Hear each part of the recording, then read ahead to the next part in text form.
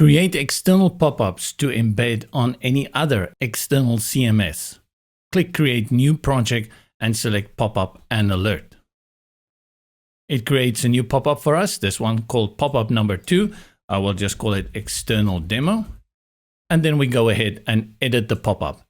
This is going to work exactly how you would build out a pop-up within the builder. Start building your pop-up, and I'll just click one of these pre-made blocks.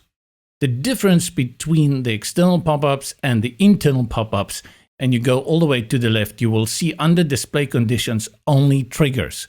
You can set up the triggers like on click, on page extend, or on scroll. And let's put this to around 30% of the page. And then you can also say to trigger pop-up only once and save it. Remember to go to the bottom right corner and select Publish. Let's exit back to the dashboard. And now to embed this on any other website, click on Embed Code and then simply select Copy Code. Whether you are using Squarespace, Wix, or WordPress, in many cases you will find areas for code injection that's in the header or footer. For the pop-up embed code, you have to add it to the footer. And that can be done on a page-by-page or site basis, depending on which CMS you are using.